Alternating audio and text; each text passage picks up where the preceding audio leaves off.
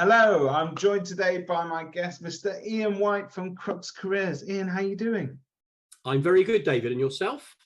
I'm very well, thank you. We've just been Good. talking about the fact that we're talking we keep saying this over the past 2 or 3 years. We keep saying unprecedented times, but it feels like we've got even more unprecedented times and fresh challenges being thrown at us, both as sort of employers, but also as an industry as a whole. Over COVID, there'd been a crazy old time in our market, and I think it's fair to say that compared to other professions and industries, we probably came out of it okay, and therefore there wasn't a massive movement of staff because people were sat on great pipelines, they were getting great bonuses. It all seemed like the summer that would never end. And hey, we're in the harshest winter we've ever seen. Are people starting to sort of look at their employee relationships slightly differently now? Yes, I think so. I think people are, well, I think they're looking at their cost base differently, and clearly headcount comes into that. And I also think that candidates are now, people that might have stayed with a boss that they didn't particularly want to stay with because of the reasons you just suggested. They've got a big pipeline, they had security and tenure of employment. They might now be looking for better run ships to join, or vessels that are more capable of steering through these unusual, unprecedented, as you call it, times. So we are starting to see a bit of flex and a bit of movement in the recruitment space, where it had been a fairly rigid scene, really, where there wasn't really much movement at all. So finding people was hard. It's still difficult. Finding good people is still difficult, always has been. Nothing changed, but it is just starting to ease off for for a number of different reasons. And where you're finding people sort of leaving their current employers and they're moving within the industry, so they're going to a similar job elsewhere. Yes. What is it that they're looking for in that fresh challenge? So I guess what I'm saying is there any commonalities that you're seeing in the sort of reasons that people are leaving their employment? Absolutely. The number one reason people leave their employment is their boss. Right. I mean, there's absolutely that's categoric. Most people do not leave their job, they leave their boss. Of course, we're seeing a bit of migration, people moving, as we've seen with COVID, full stop. The population has sort of found the new rhythm and the new beat as to where it wants to live. Well, that's obviously created some people leaving one employer to go to another. But generally speaking, people leave their boss, or the culture that the boss or their company is creating within that environment.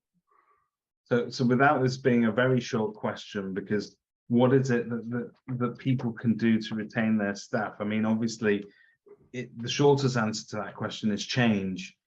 But what is it that they should be doing? Should they be undergoing a sort of an audit, as it were, as to what their culture is about and how they are to work with as employers? Yes, I mean, the simple answer is, David, yes. I mean, I think if you are a serious business now, you need to make sure that your leaders are trained in the art of leading, because being the best estate agent doesn't mean that you're a good leader. I mean, they're two very different skills, and we don't tend to spend much time on leadership. We just assume it's a right. It's just like a passage of time right over a number of years. So I think training your leaders, but I also think the leaders need to understand it is not about the workforce, the team, whatever you want to call them, bending to the way you want it done. It is actually about you understanding each and every individual and finding what motivates, keeps them happy spiritually, financially, on every level you can imagine. You have to keep people positive. And most people don't. They're very blinkered to a certain way of doing things, and what motivates them, they assume motivates everybody else. Well, that's just so far removed from the truth. Even more so with younger people coming up through they have many more colors of the rainbow now in terms of personalities than we had at my age. Well, given the sort of choices that are available to young people, and that they live in a world where everything is accessible, everything is a possibility, and there is absolute sort of flexibilities in the way that people see the world, and they want the world to see them. Is this a new problem, or because it's a generational change, this generation expects different things from their employers, or has it always been this way it's just taken us a while to get around to realizing it? Look, I think there's always been a generational problem between the business owners and maybe the people that are working within the business, because typically you have the age group would tend to suggest owners and or boards are older people, and they tend to by default recruit younger people. And I'm sure that the gap in thinking from me to my father, from my father to his grandfather has always been there. But I think we are in a, things are moving at such a fast pace in terms of how people's lives are changing with technology, the way they're taught at school. I think the gap has become very, very wide, and I don't think the owners and the area managers and the managers and the people that hold the leadership roles are doing anything to bother to try and solve it. What they're doing is moaning about these people, but they are the workforce. We can't magic up another generation from somewhere. Yeah. So we have to find out how to light their fire, not the other way around. Well, given that we've had a sort of an unprecedented time, to use that word again, but with people being offered places of employment. See, in my day, if you were looking for a job, you pretty much took what was offered to you because you didn't necessarily have the luxury of choice or time or money, all of these different factors that put you under pressure when you're making those career moves. But we've seen quite a few candidates actually take a little bit more of a relaxed stance, if you like, where they can pick and choose the offers that they're getting. And you've seen people rejecting decent offers. What are the reasons that people are rejecting employment offers? Absolutely, because they believe they've got something better to either stay with or to move to. I mean, most good quality candidates would receive multiple job offers now. I mean, it would be unusual for somebody to get one job offer.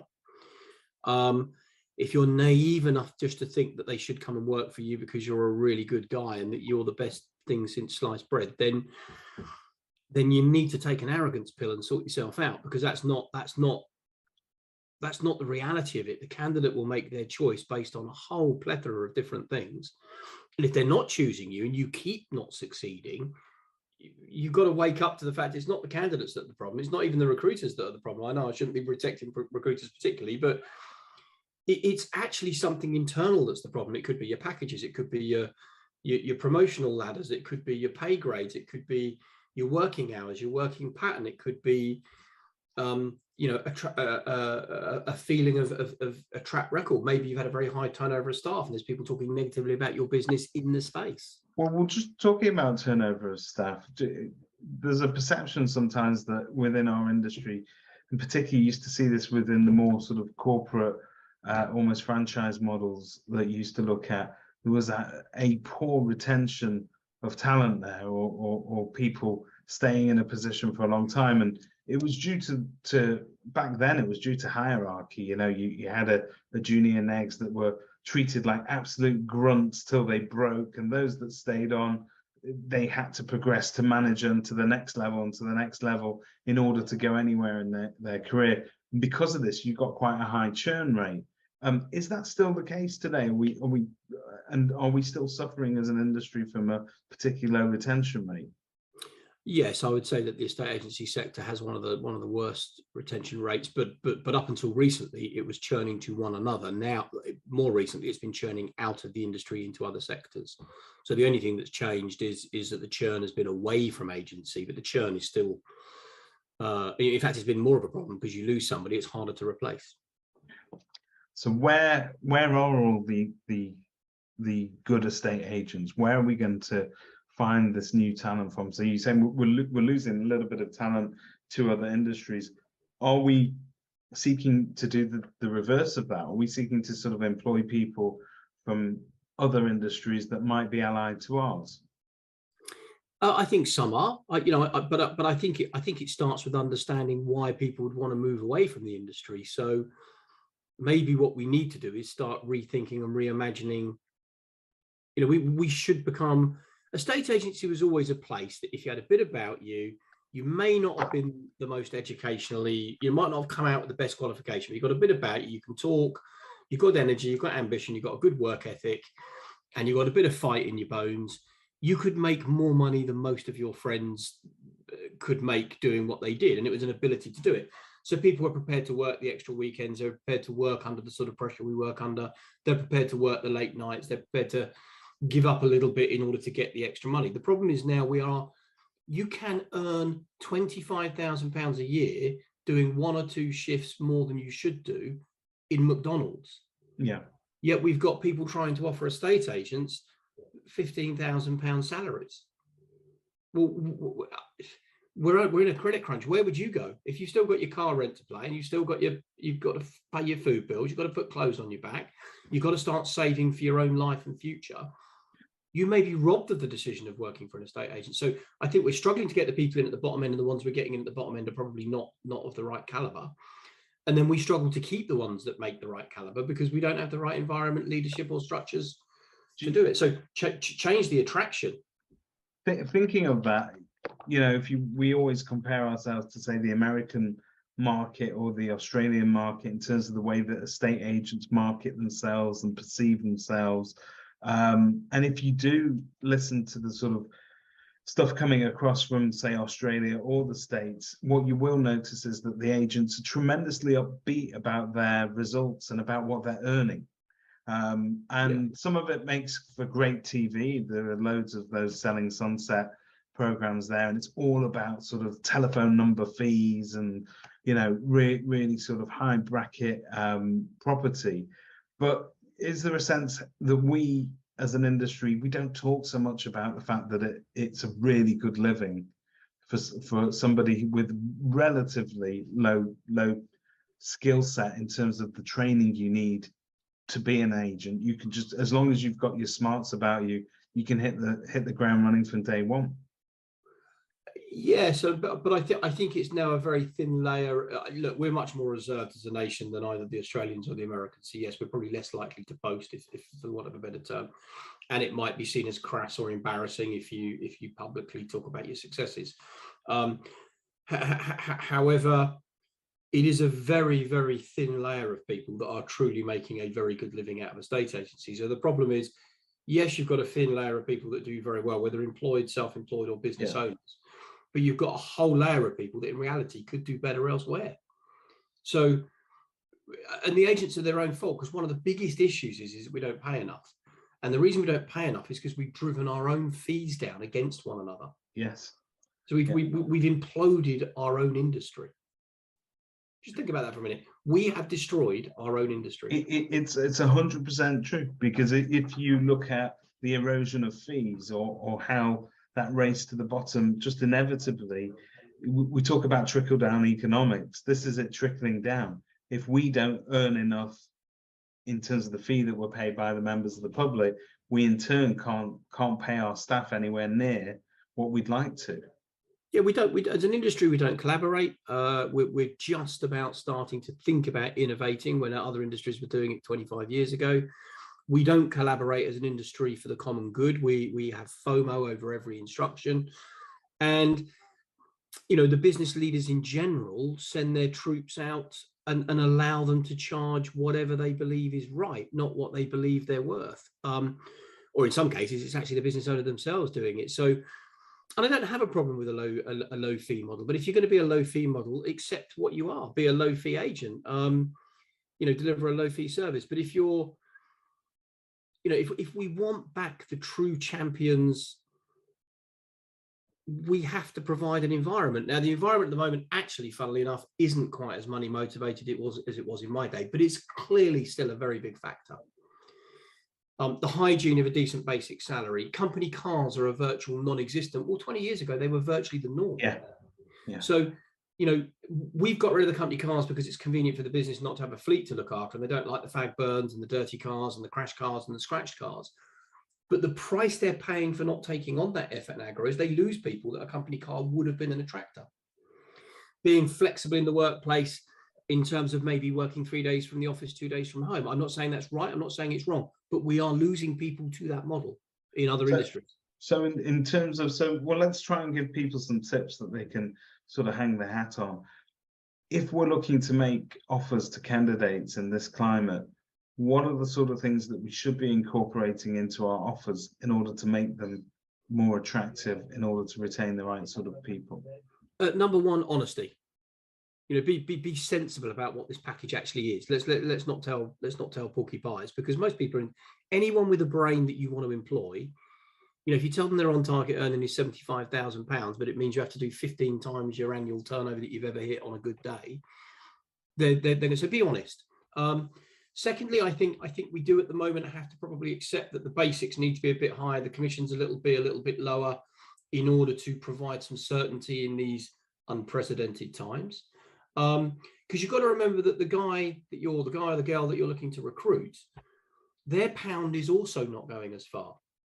They've still got to put petrol in their car. They've still got to pay for their mobile phone bill. They've still got to go out. They've got to buy clothes. They've got to socialise. They've probably got to pay rent or a mortgage, or at least be saving up for those things. They may have to pay their parents a rent. If their pound is not going as far, you're to just talk to them about OTE and assume that they get it as a youngster and can make that commercial decision to go with the higher OTE just because you told them it's going to be higher. Yeah, you're asking an awful lot. Be intelligent enough to get people to within your organization by having attractive packages, but once they're in, then giving them the option maybe to lower basics to go for higher commissions once they can see for themselves the reality of your, I understand £1 million branch is going to be able to pay more commission than a branch that turns over 200,000, but there are both ends of that spectrum. Expecting the candidate to understand that you're £1 million branch over a guy down the road is unrealistic. So given that there is that sort of massive spectrum, isn't there, within our industry, to a sort of single brancher run by, a couple, someone on their own, it doesn't need to be a massive team. We accept now that with a bit of innovation and with a bit of technology, actually you can get a lot further on your own or with a couple of people than you could have done years ago, in terms of the number of staff that you need. But how do I then compete in this marketplace? I am looking to employ somebody. I'm a small single brancher. I know there are £1 million businesses out there. I'm not a £1 million business. I'm not there yet, but I'm on the way. How do I make my business attractive? Where does that start? So put yourself in the candidate's shoes. Think about all the things that would be attractive to you, which will be things like salary, basic salary, OTE, car, no car, pension, holiday entitlement, hours, any benefits and the culture, the training, the promotional ladder. Is everything clear and crisp with a particular employer? So many people talk to an employer about, well, we'll discuss that when you're here. I'll fill that in once you've arrived. Yeah. You don't need to know that right now. And it's said flippantly, probably without much understanding, but you're just setting, it's like going to evaluation and the owner of the property who's deciding between you and 3 different estate agents. When they ask, can I ask how you do your photography? Well, I'll tell you after you've signed up. Yeah. It's not a realistic, you are being interviewed by the candidate. So more is definitely more in this case. You need honesty as much and detail. Information as possible. Honesty and detail and clarity about what you can give them now and what you can't, because you don't know. But sort of suggesting we'll talk to you, it all becomes and feels a bit smoke and daggers. So but is the right thing to, some people say, look, I just want my new junior negotiator, if they're even called that these days, but I want them to focus on just doing deals and just arranging viewings. That's what I don't want them to see beyond that.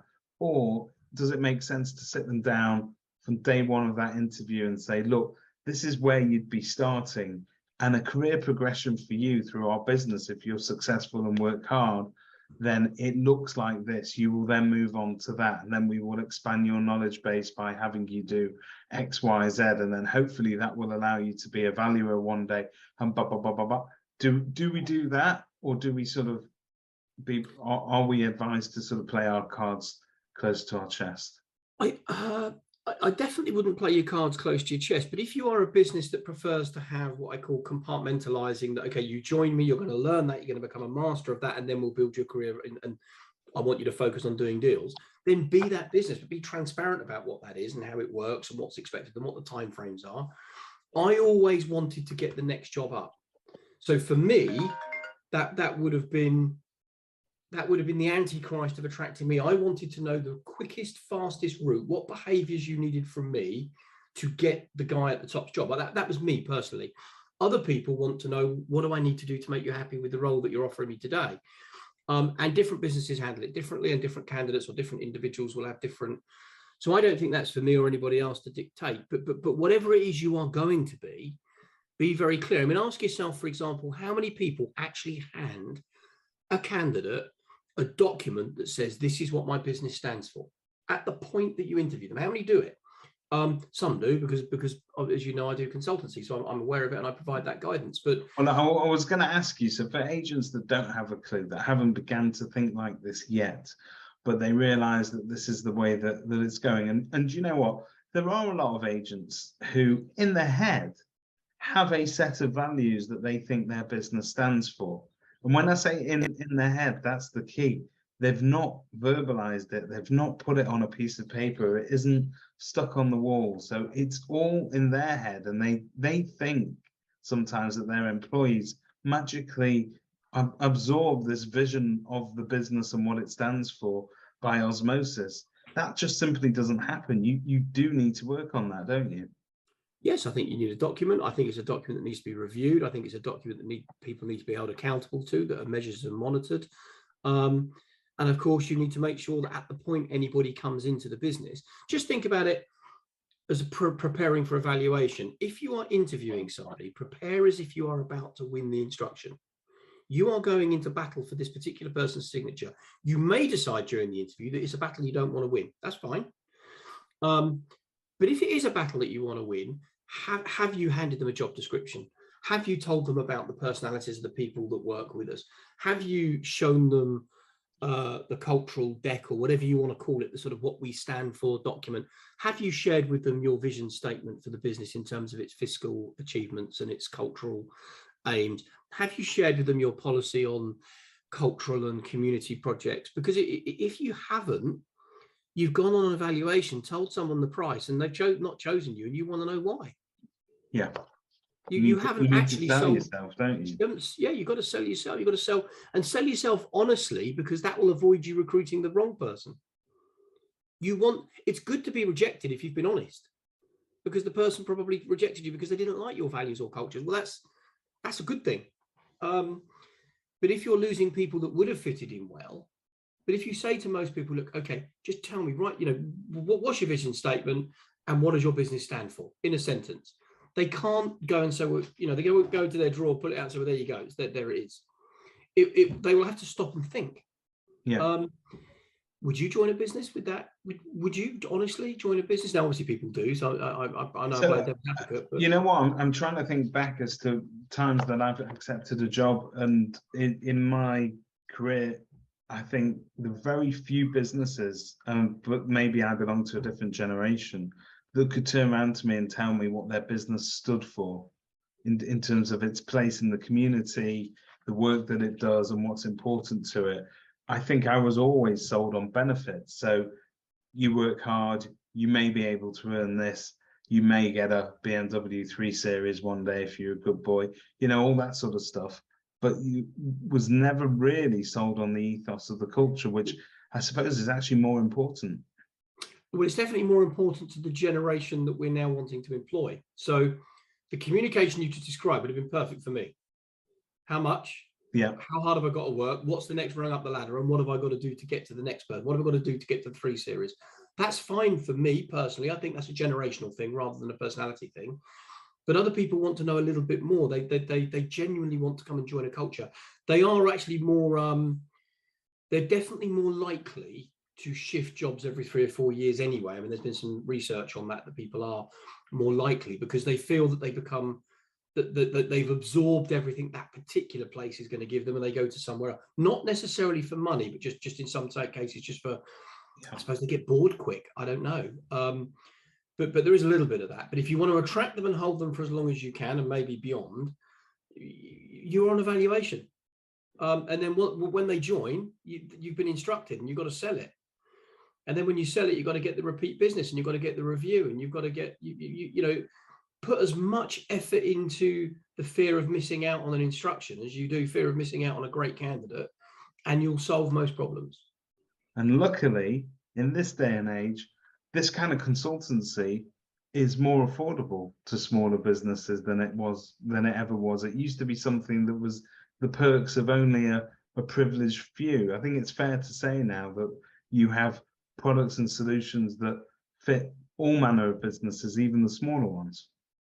Yeah, for the smaller businesses, we tend to group them into peer groups so that we can create a cost-effective method of networking, cross-pollinating ideas, problems and solutions, and provide our input advice, and give them access to some of the bigger agents who can afford us on a more one-on-one basis and get access to us as individuals to, in effect, be a proper full-time non-exec or consultant in their business, nearly always around culture, training, developing, strategy. But if you've got a very well-run business with a very clear strategy, a very clear goal, a very defined culture, you tend to be an attractor and get more lifers anyway, just by that very inertia. It's one of the things that tends to happen because, well, obviously the reasons are obvious, but you know, being charming on an interview will get you some candidates. I love that term that you used, lifers, because it's very rare to find somebody that stays with one business for sort of 30, 40 years anymore. People do sort of tend to move about. What do you currently see at the moment in terms of those people that are happy with where they're working? Are they staying long? I mean, they have been. There certainly has been a reluctance to move, but again, as I say, you're only one bad leadership decision away from losing your champion. So people don't stay as long. But I'm not so sure. I mean, part of that's possibly the people we're dealing with. You know, the younger generation, maybe a little bit more have itchy feet in general terms, but most of it is because the environment we provide isn't conducive to keeping them. Because actually, what we see, David, is people either do stay for life, or the churn is immeasurable. Yeah, it's like I know some people that have probably filled the same post 3-4 times in maybe 2 years, 18 months, 2 years, the same job. Yeah. Not because of promotion, because somebody keeps leaving that job. Yeah. No one stopped to think, is the job right? Are the conditions right? Is the pay right? Is the leader right? Is the environment right? Are they sat by the cold air? I don't even know. Surely you do a minute SWOT analysis of why this role keeps being vacated. They don't. What they do is they keep saying the candidate was shit and they get another one in. It's just like they keep, it's like Groundhog Day. If you want to improve your culture, come up with some values that resonate with the people that are coming to be interviewed by you, and to make your agency a sort of an attraction rather than just another position. You could do a lot worse than spend some time talking to Ian and his team, because they do have the answers, they do have the experience, and I think they could be immensely helpful. Thank you very much, Ian. Thank you, David.